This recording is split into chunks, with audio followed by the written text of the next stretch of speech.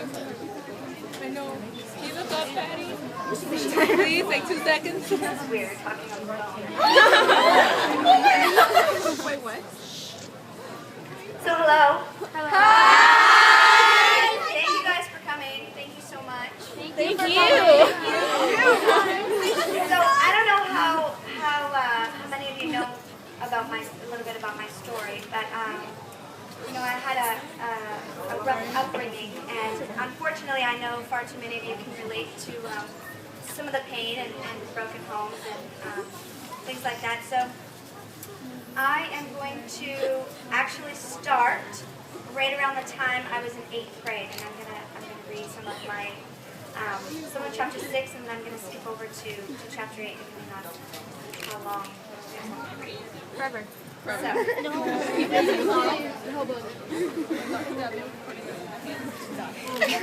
while I was growing up, Mom worked full-time in a factory, but she always came home and made time to cook for us, do laundry, get what we needed for school, make sure the house was in order, and provide what she could that we needed. My mom still loves to do these things for me when I visit her in Canada. Today I can appreciate the backdrop behind my mom's way of being, but as a teenager, the fact is it hurt. I couldn't approach her about things that were important to me, like how I felt when my dad left. That was a big one. His leaving was traumatic. I didn't understand what was happening, and I didn't get an explanation. He was here one minute and gone the next. Because my mom didn't acknowledge my feelings of confusion, I didn't feel she was a safe place to use my voice. Whenever I would talk to her about something that was bothering me, I'd have the gnawing feeling I was more of a burden to her than simply a child who needed her mom. So I quickly decided it was better to leave her alone. Along the way, I came to some pretty unhealthy conclusions. I wasn't important. My feelings weren't valid. My thoughts didn't matter. So I learned how to cope with what I could handle on my own by stuffing it inside. I locked the most upsetting and traumatizing events in a place so deep I hoped I'd never be able to dig them out. When I was in 8th grade, I started hanging out with the wrong group of girls, the ones who were always getting in trouble for something. Stealing was our chief thrill. We especially got a kick out of stealing ketchup chips, the zesty cheese Doritos out of the school cafeteria. I know, big deal. Want to hear a really embarrassing secret between just you and me? Yes. My friends and I called ourselves the Chipettes. How cheesy is that? The 6 of us were big shots, rebels without a clue. We were joined at the hip. We did everything together. We had slumber parties, we swapped clothes, we pined after cute boys, we complained about our parents, we shared our disdain for school, and of course, we got off on our small-town criminal activity, like stealing chips, and when we were feeling super cocky, cheap red lipstick from the local drugstore. 5 of us also loved to sing and were involved in the school tour choir. One day, the choir was scheduled to perform a concert at a huge mall in London, Ontario. People all over the mall making their way through the food court, hustling in and out of department stores to rummage through clearance racks, and dragging reluctant husbands and whiny children up and down the escalators, would hear our melodic repertoire, like my all-time favorite, Chicago's You're the Inspiration. The 5 of us were excited about performing, but mostly we were psyched about spending a school day at the mall. I sensed something weird on the bus ride here. I sat on a 2-seater by myself while my friends sat across from me.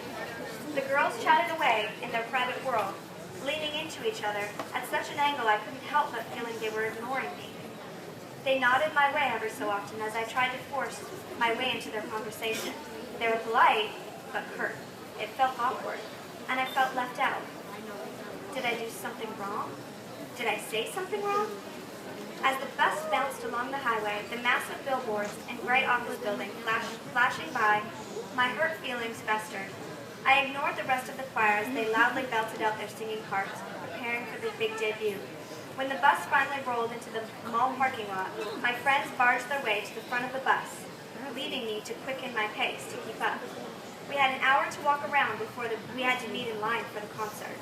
The teachers barked out their orders, reminding us not to be late even a minute, then finally gave us permission to go. We were like stallions being released into the wild. or in this case, into an endless array of stores where we could salivate over a pair of Doc Martens, blinding patterned hammer pants, or the latest Guns N' Roses CD.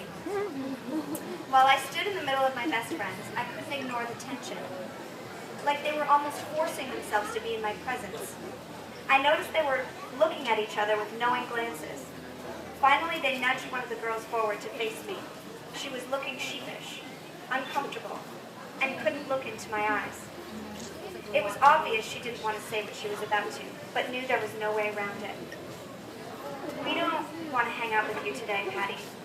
She paused and raised her eyes to the ceiling before letting out a deep sigh.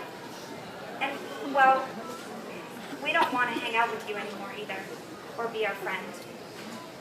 The words punched me in the gut. The blow was so sharp it punctured a hole in the protective layer I had built over the years to defend against rejection and abandonment. The wound traveled further and deeper than just being told someone didn't want to be my friend. It struck a familiar chord at a level I didn't know existed. My eyes welled with tears. Another one of my so-called friends quickly piped up. She sounded more confident and not at all apologetic. "Yeah, and don't go crying like a baby."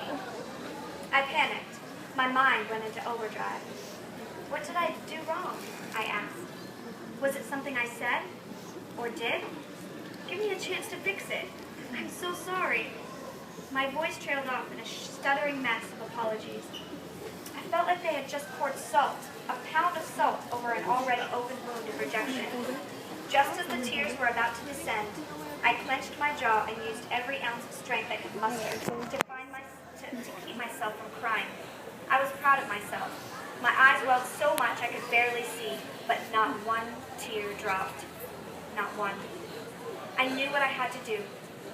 Pull myself up, be strong, keep it together, pretend as if the conversation never happened. It was the story of my life, building up even greater walls to shut down my emotions. I ended up walking around by myself, aimlessly wandering through the mall. I was devastated, utterly and absolutely devastated. Though it may seem like a silly event, it wielded enough power to stick with me through the years. It confirmed in my mind that I wasn't important, that I didn't matter, that nobody wanted me, not even my best friends. So that's the end of that section. And you know what? I just know far too many teenagers can really relate to that situation. How many friends, have had another friend, reject them, or a group of girls suddenly turn on them and they feel so alone in that situation. And so I really wanted to read that part for you guys today. And then I was going to read you some of that, but I think I'm going to skip to near the end, something a little happier.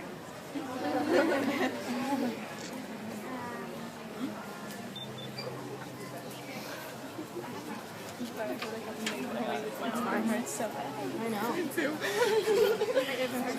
I literally pictured that word, but yeah, I'm not going to put it down. Okay.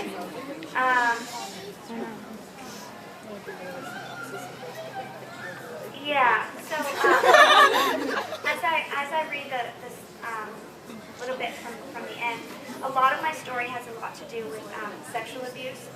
Something else, unfortunately, I know far too many of you have experienced, and something like 1 in 4 kids, suffer sexual abuse. And so I wanted to tell my story, and part of it I do in near the beginning. But so near the end, this is what I write. As I sought healing from my sexual abuse, my counselors guided me down a winding road of challenges. It started with a decision. I had to first admit my victimization, and second, refuse to be a victim. Yes, I was abused. No, I'm not going to live the rest of my life feeling sorry for myself. Healing would never fully find its way into my heart without giving up a victim mentality. This didn't mean, however, I didn't mourn my pain. I had to love myself enough to grieve what I needed to grieve. I had to value myself enough to sift through the emotional wounds, but not stay there. I also would never be emotionally whole without learning to forgive others, and most importantly, myself. When I recently read the diary I had written during my teen years, I cringed. Drinking and smoking this much on that night, getting wasted at a family get-together, calling my mom every name in the book. a myriad of emotions surfaced. I shook my head in disbelief. I was ashamed and embarrassed of the person I once was, someone so different from who I am today. I dropped the book on the floor, not ever wanting to pick it back up. I was even tempted to burn it, to remove it from existence. Suddenly, I remembered the words, "Those that are the hardest to love need it the most."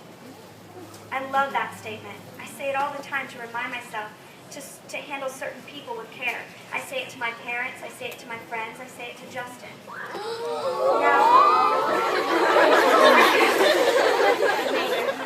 I couldn't get the saying out of my mind. Then the thought came to me.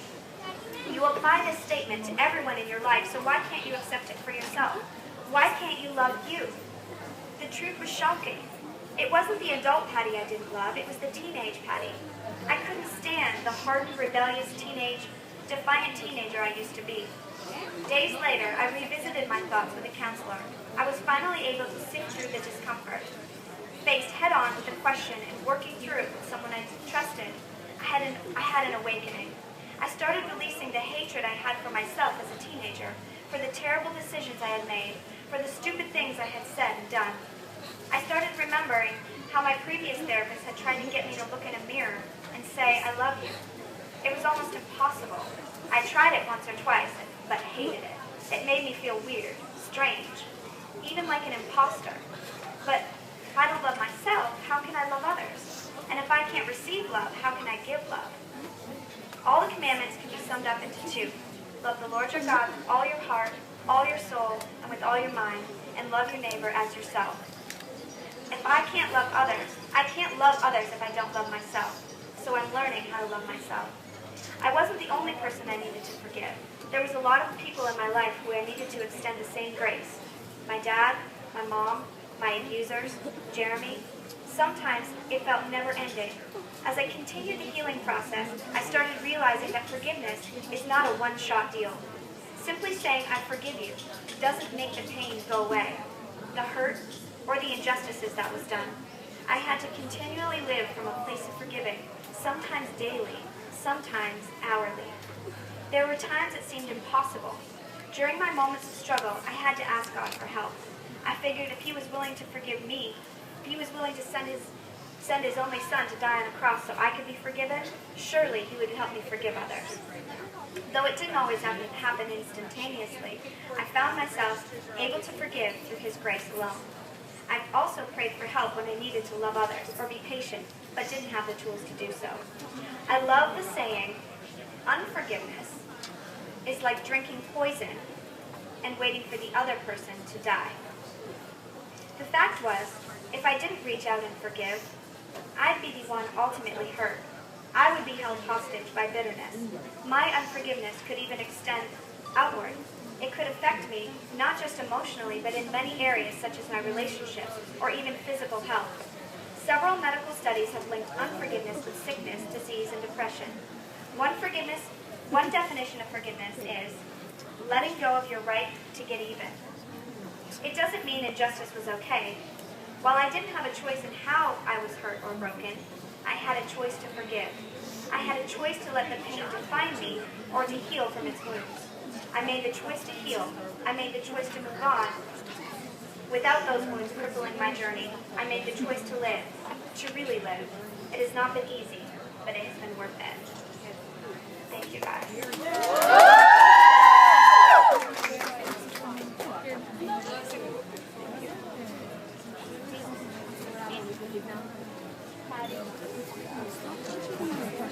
I love you guys. Thank you.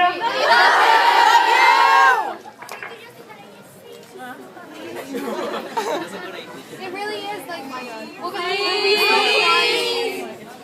What did you say, Justin? he always loves mine. Stop. Oh, because does he change it a lot? Yeah. Oh my God, no. How's Selena? She born? I love her. Pattie. Pattie, we love you. Okay, come on.